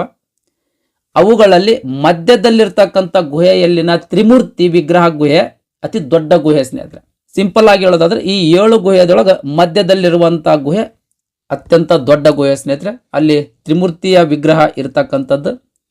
ತ್ರಿಮೂರ್ತಿಯ ವಿಗ್ರಹ ಅಂತಂದ್ರೆ ದೇವರ 3 ಅವತಾರಗಳಿಗೆ ಸಂಬಂಧಿಸಿರ್ತಕ್ಕಂಥದ್ದು ಸ್ನೇಹಿತರೆ. ಅಂದ್ರೆ ಸೃಷ್ಟಿ, ಸ್ಥಿತಿ, ಲಯ, ಈ 3 ಅವತಾರಗಳಿಗೆ ಸಂಬಂಧಿಸಿರ್ತಕ್ಕಂಥದ್ದು. ಈ ತ್ರಿಮೂರ್ತಿ 16 ಅಡಿ ಎತ್ತರ ಇರ್ತಕ್ಕಂಥ 2 ಅರ್ಧ ಕಂಬಗಳ ನಡುವೆ ಕೊರೆಯಲಾಗಿರ್ತಕ್ಕಂಥದ್ದು, ಅಂದ್ರೆ ಕೆತ್ತಲಾಗಿರ್ತಕ್ಕಂಥದ್ದು ಸ್ನೇಹಿತರೆ. ಇದಿಷ್ಟು ಗುಹಾಂತರ ದೇವಾಲಯಗಳ ಬಗ್ಗೆ ಮಾಹಿತಿ. ನೆಕ್ಸ್ಟ್ ರಚನಾತ್ಮಕ ದೇವಾಲಯ. ರಾಷ್ಟ್ರಕೂಟರ ಕಾಲದ ದೇವಾಲಯಗಳು ಕಂಡು ಬರುವ ಸ್ಥಳಗಳು ಯಾವ್ಯಾವು ಅಂತಂದ್ರೆ ಕುಕ್ನೂರು ಸ್ನೇಹಿತರೆ. ಈ ಕುಕ್ನೂರದೊಳಗೆ ನವಲಿಂಗೇಶ್ವರ ದೇವಾಲಯ ನಿರ್ಮಾಣ ಮಾಡಿರ್ತಕ್ಕಂಥದ್ದು. ಇದು 9ನೇ ಶತಮಾನದಲ್ಲಿ ಅಮೋಘ ವರ್ಷ ನೃಪತುಂಗ ಅಥವಾ 2ನೇ ಕೃಷ್ಣ ಇಬ್ಬರೊಳಗೆ ಯಾರಾದರೂ ಒಬ್ಬ ಅರಸ ನಿರ್ಮಾಣ ಮಾಡಿರ್ತಕ್ಕಂಥದ್ದು ಸ್ನೇಹಿತರೆ. ಇದು ಕೊಪ್ಪಳ ಜಿಲ್ಲೆಯ ಯಲಬುರ್ಗ ತಾಲೂಕಿನಲ್ಲಿ ಬರುವಂಥ ಒಂದು ಪ್ರದೇಶ, ಒಂದು ಹಳ್ಳಿ. ಇದು ಕುಕ್ನೂರು ಎಲ್ಲಿ ಬರ್ತದ್ರಿ? ಕೊಪ್ಪಳ ಜಿಲ್ಲೆಯ ಯಲಬುರ್ಗ ತಾಲೂಕಿನಲ್ಲಿ ಬರ್ತದ. ನೆಕ್ಸ್ಟ್ ಇನ್ನು ಕಳಸಾಪುರ. ಈ ಕಳಸಾಪುರದಲ್ಲಿ ಈಶ್ವರ ದೇವಾಲಯ ಇರುವಂಥದ್ದು. ಲಕ್ಕುಂಡಿ ಬೋಳಬಸವಣ್ಣ ದೇವಾಲಯ, ರೋಣ ಸೋಮೇಶ್ವರ ದೇವಾಲಯ, ಸವಡಿ ಬ್ರಹ್ಮದೇವ ಮತ್ತು ನಾರಾಯಣ ದೇವಾಲಯ, ಸನ್ನತಿ ಚಂದ್ರಲಾಂಬ ದೇವಾಲಯ, ಸಂಡೂರು ಕುಮಾರಸ್ವಾಮಿ ದೇವಾಲಯ. ಈ ರೀತಿ ರಾಷ್ಟ್ರಕೂಟರು ವಿವಿಧ ಸ್ಥಳಗಳಲ್ಲಿ ವಿವಿಧ ರೀತಿಯ ದೇವಾಲಯಗಳನ್ನು ನಿರ್ಮಾಣ ಮಾಡಿರ್ತಕ್ಕಂಥದ್ದು.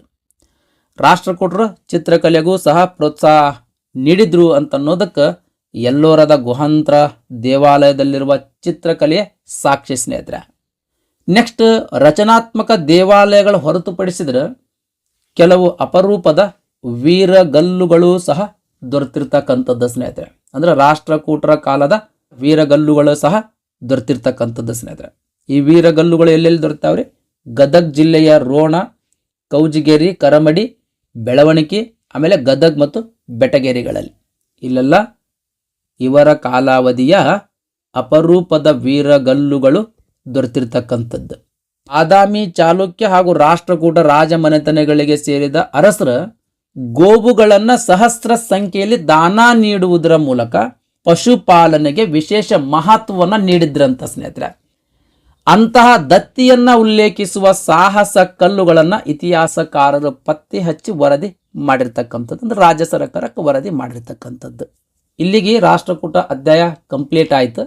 ಹಿಂದಿನ ಎಕ್ಸಾಮ್ದಾಗ ಕೇಳಿರ್ತಕ್ಕಂಥ ಪ್ರಶ್ನೆಗಳ ಡಿಸ್ಕಸ್ ಮಾಡೋಣ ಸ್ನೇಹಿತರೆ. 52ನೇ ಪ್ರಶ್ನೆ, ಈ ಕೆಳಗಿನವುಗಳಲ್ಲಿ ಯಾವುದು ಸರಿಯಾದ ಹೊಂದಾಣಿಕೆ ಆಗುವುದಿಲ್ಲ ಅಂತ ಪ್ರಶ್ನೆ ಕೇಳ್ಯಾರ. ಅಂದ್ರೆ ಕರೆಕ್ಟ್ ಹೊಂದಾಣಿಕೆ ಆಗಂಗಿಲ್ಲ ಅಂತ ಪ್ರಶ್ನೆ ಕೇಳ್ಯಾರ. ಗೊಮ್ಮಟೇಶ್ವರ ವಿಗ್ರಹ ಗಂಗರು ನಿರ್ಮಾಣ ಮಾಡಿರ್ತಕ್ಕಂಥದ್ದು, ಇದು ಕರೆಕ್ಟ್ ಅದ. ಬೇಲೂರಿನ ಚೆನ್ನಕೇಶ್ವರ ದೇವಾಲಯ ಹೊಯ್ಸಳರು, ಇದು ನಮಗೆ ಗೊತ್ತಿಲ್ಲ. ಹೊಯ್ಸಳರ ನಿರ್ಮಾಣ ಮಾಡ್ಯಾರೋ ಏನು ಅಂತ ಇನ್ನು ಹೊಯ್ಸಳರ ಚಾಪ್ಟರ್ ಕಂಪ್ಲೀಟ್ ಮಾಡಿಲ್ಲ, ಹಾಗಾಗಿ ಗೊತ್ತಿಲ್ಲ. ನೆಕ್ಸ್ಟ್, ಪಟ್ಟದ ಕಲ್ಲಿನ ಗಳಗನಾಥ ದೇವಾಲಯ, ಇದು ಚಾಲುಕ್ಯರು ನಿರ್ಮಾಣ ಮಾಡಿರ್ತಕ್ಕಂಥದ್ದು. ಐಹೊಳೆ ದುರ್ಗಾ ದೇವಾಲಯ ರಾಷ್ಟ್ರಕೂಟರು ನಿರ್ಮಾಣ ಮಾಡಿರ್ತಕ್ಕಂಥದ್ದು ಅಂತ ಕೊಟ್ಟರು, ಇದು ತಪ್ಪದ ಸ್ನೇಹಿತರೆ. ಐಹೊಳೆಯ ದುರ್ಗಾ ದೇವಾಲಯ ಯಾರು ನಿರ್ಮಾಣ ಮಾಡಿರ್ತಕ್ಕಂಥದ್ರಿ? ನಾ ಹೇಳೇನ್ರಿ, ಇನ್ ಡಿಟೇಲ್ ಎಕ್ಸ್ಪ್ಲೇನ್ ಮಾಡೀನಿ. ಮೆಗುತಿ ಜಿನಾಲಯ, ಐಹೊಳೆಯ ದುರ್ಗಾ ದೇವಾಲಯ, ಆಮೇಲೆ ಹುಚ್ಚಮಲ್ಲಿ ಗುಡಿ, ಇನ್ ಡಿಟೇಲ್ ಎಕ್ಸ್ಪ್ಲೇನ್ ಮಾಡೀನಿ ಸ್ನೇಹಿತರೆ. ಈ ಐಹೊಳೆಯ ದುರ್ಗಾ ದೇವಾಲಯ ಯಾರು ನಿರ್ಮಾಣ ಮಾಡಿರ್ತಕ್ಕಂಥದ್ದಂತ ನಿಮ್ಗೆ ಗೊತ್ತದಂತ ಅನ್ಕೊಳ್ತೀನಿ. ಇನ್ನೂ ಒಂದು ಹಿಂಟ್ ಕೊಡೋದಾದ್ರೆ, ಬಾದಾಮಿ, ಐಹೊಳೆ, ಪಟ್ಟದಕಲ್ಲು ಮೂರೇ ಪ್ರದೇಶಗಳಲ್ಲಿ ಆ ಸಾಮ್ರಾಜ್ಯದ ದೇವಾಲಯಗಳು ಕಂಡು ಬರ್ತಾವ್ರಿ. ಆ ಸಾಮ್ರಾಜ್ಯ ಯಾವುದಂತ ಗೊತ್ತದಂತ ಅನ್ಕೊಳ್ತೀನಿ. ನೆಕ್ಸ್ಟ್ 53ನೇ ಪ್ರಶ್ನೆ, ಈ ಕೆಳಗಿನವುಗಳಲ್ಲಿ ಯಾವುದು ಸರಿಯಾದ ಜೋಡಿ ಅಲ್ಲ ಅಂತ ಪ್ರಶ್ನೆ ಕೇಳಿರ್ತಕ್ಕಂಥದ್ದು. ಎಲ್ಲೋರದ ಗುಹೆಗಳ ರಾಷ್ಟ್ರಕೂಟದ ಅರಸರು ನಿರ್ಮಾಣ ಮಾಡಿರ್ತಕ್ಕಂಥದ್ದು. ಮಹಾಬಲಿಪುರಂ ಪಲ್ಲವ ಅರಸರು. ಖುಜುರಾಹೋ ಚಂದೇಲರು. ಎಲಿಫೆಂಟಾ ಗುಹೆಗಳು ಮೌರ್ಯಶಕ್ಕೆ, ಇಲ್ಲ ರಾಷ್ಟ್ರಕೂಟರ ಅವಧಿಯಲ್ಲಿ ಆಗಿರ್ತಕ್ಕಂಥದ್ದು. ಇದು ಜೋಡಿ ತಪ್ಪದ ಸ್ನೇಹಿತರೆ. ಇವೆರಡು ಅಂತೂ ನಮ್ಗೆ ಗೊತ್ತಿದ್ದಿಲ್ಲ, ಬಟ್ ಗೊತ್ತಿದ್ರೊಳಗನೆ ಇಲ್ಲಿ ತಪ್ಪದ ನೋಡ್ರಿ ಸ್ನೇಹಿತರೆ. ಆಪ್ಷನ್ ಡಿ ಸರಿಯಾದ ಉತ್ತರ. ನೆಕ್ಸ್ಟ್ 54ನೇ ಪ್ರಶ್ನೆ, ಅಜಂತಾ ಚಿತ್ರಕಲೆಯಲ್ಲಿ ಯಾವ ಕಥೆಗಳನ್ನು ಚಿತ್ರಿಸಿದ್ದಾರೆ ಅಂತ ಪ್ರಶ್ನೆ ಕೇಳಿರ್ತಕ್ಕಂಥದ್ದು. ರಾಮಾಯಣ, ಮಹಾಭಾರತ, ಜಾತಕ, ಪಂಚತಂತ್ರ. ಇದು ಎಕ್ಸ್ಪ್ಲೇನ್ದೊಳಗೆ ಕವರ್ ಆಗಿಲ್ಲ ಸ್ನೇಹಿತರೆ. ಆ್ಯಕ್ಚುಲಿ ಸರಿಯಾದ ಉತ್ತರ ಸಿ ಸ್ನೇಹಿತರೆ, ಜಾತಕ ಕಥೆಗಳನ್ನು ಚಿತ್ರಿಸಿರ್ತಕ್ಕಂಥದ್ದಂತ. ಈ ಅಜಂತಾ ಚಿತ್ರಕಲೆಗೆ ಸಂಬಂಧಿಸಿದಂಗೆ ಇನ್ನೂ ಮಾಹಿತಿ ಕಲೆಕ್ಟ್ ಮಾಡ್ಕೊಡ್ರಿ ಸ್ನೇಹಿತರೆ. ಕಲೆಕ್ಟ್ ಮಾಡ್ಕೊಂಡು ಎಡಿಷ್ನಲ್ ನೋಟ್ಸ್ ಮಾಡ್ಕೊಡ್ರಿ. ನೆಕ್ಸ್ಟ್ 55ನೇ ಪ್ರಶ್ನೆ, ಯಾರ ಆಶ್ರಯದಲ್ಲಿ ಎಲ್ಲೋರದ ಕೈಲಾಸನಾಥ ದೇವಾಲಯ ನಿರ್ಮಾಣಗೊಂಡಿತು? ಅಂದರೆ ಈ ಎಲ್ಲೋರದ ಕೈಲಾಸನಾಥ ದೇವಾಲಯ ನಿರ್ಮಾಣ ಮಾಡಿರ್ತಕ್ಕಂಥ ರಾಜಮನೆತನ ಯಾವುದು ಅಂತ ಪ್ರಶ್ನೆ ಕೇಳಿರ್ತಕ್ಕಂಥದ್ದು. ಆನ್ಸರ್ ಟಿಕ್ ಮಾಡ್ಕೊಳ್ರಿ. ನೆಕ್ಸ್ಟ್ 56ನೇ ಪ್ರಶ್ನೆ, ಶಿಲೆಯನ್ನು ಕೊರೆದು ನಿರ್ಮಿಸಲಾಗಿರುವ ಎಲಿಫೆಂಟಾದ ಪ್ರಸಿದ್ಧ ದೇವಾಲಯಗಳನ್ನು ನಿರ್ಮಿಸಿದವರು ಯಾರು ಅಂತ ಪ್ರಶ್ನೆ ಕೇಳಿರ್ತಕ್ಕಂಥದ್ದು. ಈ ಪ್ರಶ್ನೆನೂ ಕೂಡ ಈಸಿ ಅದ ರೀ, ಸರಿಯಾದ ಉತ್ತರ ಟಿಕ್ ಮಾಡ್ಕೊಳ್ರಿ. ನೆಕ್ಸ್ಟ್ 57ನೇ ಪ್ರಶ್ನೆ, ಮಹಾರಾಷ್ಟ್ರದ ಔರಂಗಾಬಾದ್ನ ಹತ್ತಿರ ಇರುವ ಎಲ್ಲೋರ ಡ್ಯಾಶ್ ವಿಭಿನ್ನ ಧರ್ಮಗಳ ಗುಹಾಲಯ ಗುಂಪನ್ನು ಹೊಂದಿದೆ. ಬಂತು ನೋಡ್ರಿ ಪ್ರಶ್ನೆ. ಎಲ್ಲೋರಾದೊಳಗೆ ಒಟ್ಟು 34 ಗುಹೆಗಳದಾವ. ಈ 34 ಗುಹೆಗಳು ಒಂದೇ ಧರ್ಮಕ್ಕೆ ಸೀಮಿತವಾಗಿರ್ತಕ್ಕಂಥದ್ದ? ಒಂದೇ ಧರ್ಮಕ್ಕೆ ಸೀಮಿತವಾಗಿಲ್ಲ ಅಂತಂದ್ರೆ ಯಾವ ಯಾವ ಧರ್ಮಗಳಿಗೆ ಸೀಮಿತವಾಗಿರ್ತಕ್ಕಂಥದ್ದು? ಅದೇ ಪ್ರಶ್ನೆ ಕೇಳಿರ್ತಕ್ಕಂಥದ್ದು ಸ್ನೇಹಿತರೆ. ಯಾವ್ಯಾವ ಧರ್ಮಕ್ಕೆ ಸೀಮಿತವಾಗಿರ್ತಕ್ಕಂಥದ್ರಿ ಅಂದ್ರೆ ಈ 34 ಗುಹೆಗಳಲ್ಲಿ ಯಾವ್ಯಾವ ಧರ್ಮದ ಗುಹೆಗಳು ಅದಾವ್ರಿ? ಎಕ್ಸ್ಪ್ಲೇನ್ದೊಳಗೆ ಕವರ್ ಮಾಡೀನಿ ಸ್ನೇಹಿತರೆ ಇದು. ಓಕೆ ರೀ. ನೆಕ್ಸ್ಟ್ 58ನೇ ಪ್ರಶ್ನೆ, ಬುದ್ಧರ, ಹಿಂದೂಗಳ ಮತ್ತು ಜೈನರ ಬಂಡೆಗಳನ್ನು ಕತ್ತರಿಸಿ ಮಾಡಿದ ಗುಹೆಗಳು ಈ ಕೆಳಗಿನ ಯಾವ ಸ್ಥಳದಲ್ಲಿ ಒಟ್ಟಿಗೆ ಇವೆ? ನೋಡ್ರಿ, ಹಿಂದಿನ ಪ್ರಶ್ನೆಗೆ ಈ ಪ್ರಶ್ನೆದೊಳಗೆ ಉತ್ತರ ಸಿಕ್ಕುತ್ತೆ ನೋಡ್ರಿ ನಿಮ್ಗೆ. ಈ ಪ್ರಶ್ನೆಯ ಉತ್ತರ ನಿಮ್ಗೆ ಗೊತ್ತಾಗಿತ್ತಂತ ಅನ್ಕೊಳ್ತೀನಿ. ಪ್ರಶ್ನೆ ಏನೈತ್ರಿ? ಬುದ್ಧರ, ಹಿಂದೂಗಳ ಮತ್ತು ಜೈನರ ಬಂಡೆಗಳನ್ನು ಕತ್ತರಿಸಿ ಮಾಡಿದ ಗುಹೆಗಳು ಈ ಕೆಳಗಿನ ಯಾವ ಸ್ಥಳದಲ್ಲಿ ಒಟ್ಟಿಗೆ ಇವೆ? ಅಂದ್ರೆ ಯಾವ ಸ್ಥಳದಲ್ಲಿ ಕಂಡು ಬರ್ತದ ಅಂತ ಪ್ರಶ್ನೆ ಕೇಳಿರ್ತಕ್ಕಂಥದ್ದು. ಎಲ್ಲಿ ಕಂಡು ಬರ್ತದ? ಸರಿಯಾದ ಉತ್ತರ ಟಿಕ್ ಮಾಡ್ಕೊಳ್ರಿ. ನೆಕ್ಸ್ಟ್ 59ನೇ ಪ್ರಶ್ನೆ, ಆಗಿನ ಎಲ್ಲೋರಾ ಗುಹೆಗಳ ಹೇಳಿಕೆಗಳಲ್ಲಿ ಯಾವುದು ಸರಿಯಾಗಿದೆ ಅಂತ ಪ್ರಶ್ನೆ ಕೇಳಿರ್ತಕ್ಕಂಥದ್ದು. ಎಲ್ಲೋರಾ ಗುಹೆಗಳಿಗೆ ಸಂಬಂಧಿಸಿದಂಗ 4 ಹೇಳಿಕೆಗಳು ಕೊಟ್ಟಾರೆ. ಆ 4 ಹೇಳಿಕೆಗಳಲ್ಲಿ ಸರಿಯಾದ ಹೇಳಿಕೆ ಯಾವುದು ಅಂತ ಗುರುತಿಸ್ಬೇಕು ಸ್ನೇಹಿತರೆ. ಆಪ್ಷನ್ ಎದಾಗ ಏನು ಕೊಟ್ಟಾನ್ರಿ, ಎಲ್ಲವೂ ಬೌದ್ಧ ಗುಹೆಗಳು ಆಗಿರುತ್ತವೆ ಅಂತ ಕೊಟ್ಟಾನ. ತಪ್ಪು ಸ್ನೇಹಿತರೆ. ಒಂದೇ ಧರ್ಮದ ಗುಹೆಗಳಿಲ್ರಿ, ಅಲ್ಲಿ ಒಟ್ಟು 3 ಧರ್ಮದ ಗುಹೆಗಳದಾವ. ಹೆಚ್ಚು ಗುಹೆಗಳು ಬೌದ್ಧ ಗುಹೆಗಳು ಆಗಿರುತ್ತವೆ ಅಂತದ.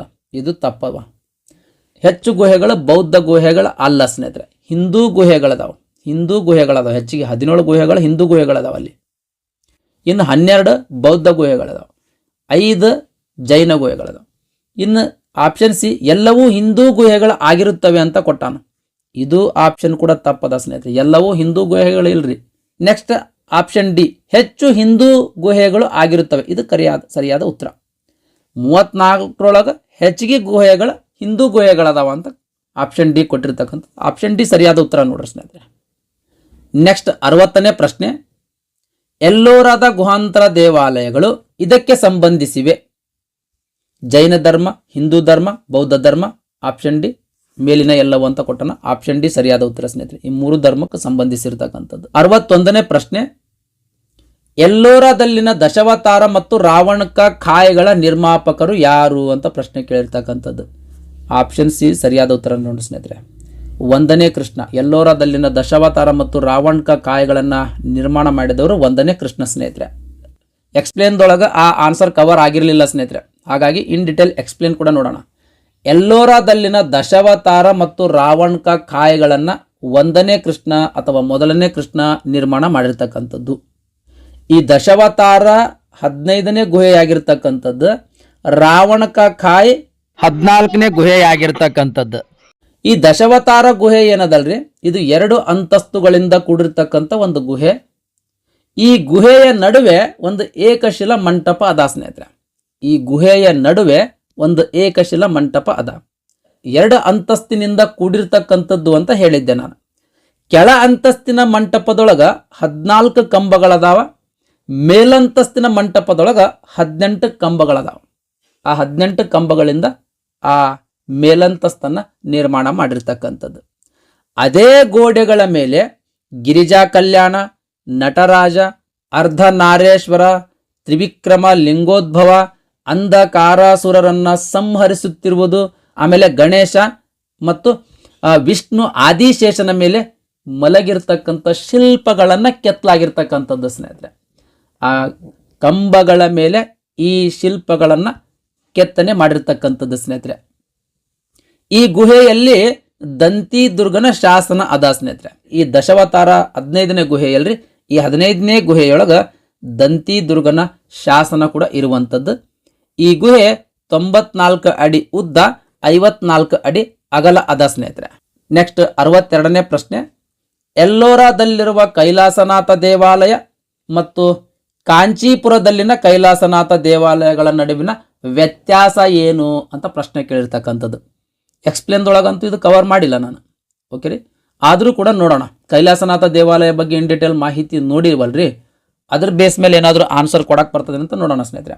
ಆಪ್ಷನ್ ಎ ಏನು ಕೊಟ್ಟಾನ್ರಿ, ಒಂದನ್ನ ಇಟ್ಟಿಗೆಯಿಂದ ಕಟ್ಟಲಾಗಿದೆ, ಮತ್ತೊಂದನ್ನ ಕಲ್ಲಿನ ದಿಂಡುಗಳಿಂದ ಮಾಡಲಾಗಿದೆ ಅಂತ ಕೊಟ್ಟಾನ. ಇಟ್ಟಿಗೆಯಿಂದನೂ ಮಾಡಿಲ್ಲ, ಕಲ್ಲಿನ ದಿಂಡುಗಳಿಂದನೂ ಕೈಲಾಸನಾಥ ದೇವಾಲಯ ನಿರ್ಮಾಣ ಮಾಡಿಲ್ಲ. ಹಾಗಾಗಿ ಆಪ್ಷನ್ ಎ ತಪ್ಪದ ಸ್ನೇಹಿತರೆ.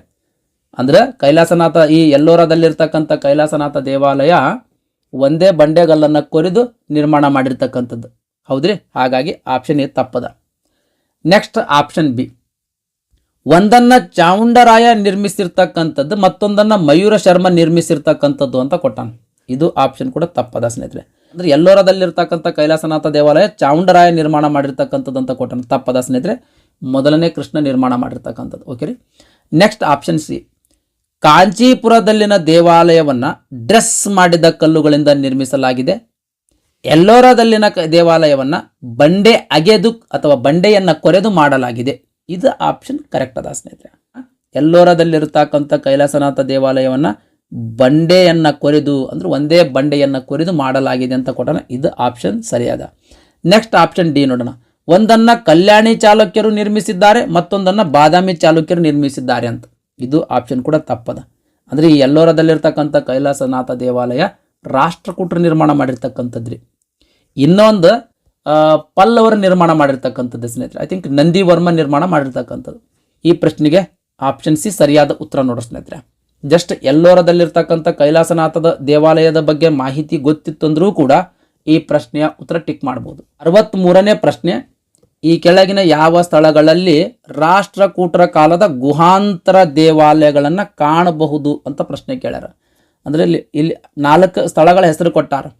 ಈ 4 ಸ್ಥಳಗಳಲ್ಲಿ ಯಾವ್ಯಾವ ಸ್ಥಳಗಳಲ್ಲಿ ರಾಷ್ಟ್ರಕೂಟರ ಕಾಲದ ಗುಹಾಂತರ ದೇವಾಲಯಗಳು ಕಂಡು ಬರ್ತಾವ ಅಂತ ಪ್ರಶ್ನೆ ಕೇಳ್ಯಾರ.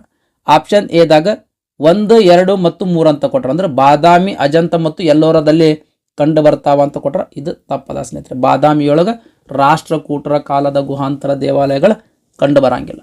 ನೆಕ್ಸ್ಟ್ ಆಪ್ಷನ್ ಬಿ ದೊಳಗೆ 1 ಮತ್ತು 4 ಅಂತ ಕೊಟ್ಟಾನ ಸ್ನೇಹಿತರೆ. ಅಂದ್ರೆ ಬಾದಾಮಿ ಮತ್ತು ಎಲಿಫೆಂಟ್ ಅಂತ ಕೊಟ್ಟಾನ. ಇದು ಆಪ್ಷನ್ ಕೂಡ ತಪ್ಪದ ಸ್ನೇಹಿತರೆ. ನೆಕ್ಸ್ಟ್ ಆಪ್ಷನ್ ಸಿ ದೊಳಗೆ 3 ಮತ್ತು 4 ಅಂತ ಕೊಟ್ಟಾನ. ಅಂದ್ರೆ ಎಲ್ಲೋರ ಮತ್ತು ಎಲಿಫೆಂಟ್ ಅಂತ ಕೊಟ್ಟಾನ. ಇದು ಸರಿಯಾದ ಉತ್ತರ ಸ್ನೇಹಿತರೆ. ಆಪ್ಷನ್ ಸಿ ಸರಿಯಾದ ಉತ್ತರ. ನೆಕ್ಸ್ಟ್ 64ನೇ ಪ್ರಶ್ನೆ, ಬ್ರಹ್ಮ, ವಿಷ್ಣು, ಮಹೇಶ್ವರ ತ್ರಿಮೂರ್ತಿ ಶಿಲ್ಪ ಕೆಳಗಿನ ಎಲ್ಲಿ ಕಾಣ ಸಿಗುತ್ತದೆ ಅಂತ ಪ್ರಶ್ನೆ ಕೇಳಿರ್ತಕ್ಕಂಥದ್ದು. ಬ್ರಹ್ಮ, ವಿಷ್ಣು, ಮಹೇಶ್ವರ ತ್ರಿಮೂರ್ತಿ ಎಲ್ಲಿ ಕಂಡು ಬರ್ತಾದ್ರಿ? ಎಲಿಫೆಂಟಾ ಗುಹೆಗಳಲ್ಲಿ ಕಂಡು ಬರ್ತದೆ. ಆಪ್ಷನ್ ಬಿ ಸರಿಯಾದ ಉತ್ತರ ನೋಡ್ರಿ ಸ್ನೇಹಿತರೆ. 65ನೇ ಪ್ರಶ್ನೆ, ಎಲ್ಲೋರ ಮತ್ತು ಅಜಂತಾ ಗುಹಾಂತರ ದೇವಾಲಯಗಳು ಯಾವ ರಾಜ್ಯದಲ್ಲಿವೆ? ಈ ಎಲ್ಲೋರ ಮಾತ್ರ ನಮ್ಗೆ ಗೊತ್ತೈತಿ. ಎಲ್ಲೋರ ಯಾವ ರಾಜ್ಯದೊಳಗದ ರೀ? ಆಪ್ಷನ್ ಡಿ ಸರಿಯಾದ ಉತ್ತರ. ಮಹಾರಾಷ್ಟ್ರದ ಔರಂಗಾಬಾದ್ ಜಿಲ್ಲೆಯೊಳಗದ ರೀ. Thank you. ಇಲ್ಲಿಗೆ ರಾಷ್ಟ್ರಕೂಟರ ಅಧ್ಯಾಯ ಕಂಪ್ಲೀಟ್ ಆಯ್ತು ನೋಡಿ ಸ್ನೇಹಿತರೆ. ಇನ್ ಡಿಟೇಲ್ ಎಕ್ಸ್ಪ್ಲೇನ್ನು ಕಂಪ್ಲೀಟ್ ಮಾಡಿದೆವು. ಆಮೇಲೆ ಹಿಂದಿನ ಎಕ್ಸಾಮ್ದೊಳಗೆ ಈ ಅಧ್ಯಾಯದ ಮೇಲೆ ಕೇಳಿರ್ತಕ್ಕಂಥ ಪ್ರಶ್ನೋತ್ತರಗಳು ಕೂಡ ಡಿಸ್ಕಸ್ ಮಾಡಿದೆವು ಸ್ನೇಹಿತರೆ. ಓಕೆ ರೀ. ಈ ವಿಡಿಯೋ ನಿಮಗೆ ಇಷ್ಟ ಆಗಿತ್ತು ಅಂದ್ರೆ ದಯಮಾಡಿ ಲೈಕ್ ಬಟನ್ ಮೇಲೆ ಪ್ರೆಸ್ ಮಾಡಿರಿ. ಅದೇ ರೀತಿ ನಿಮ್ಮ ಫ್ರೆಂಡ್ಸರಿಗೂ ಕೂಡ ಶೇರ್ ಮಾಡಿರಿ ಅಂತ ವಿನಂತಿಸಿಕೊಳ್ತಾ ಇವತ್ತಿನ ವಿಡಿಯೋ ಮುಗಿಸ್ತಾ ಇದ್ದೀನಿ. ಧನ್ಯವಾದಗಳು.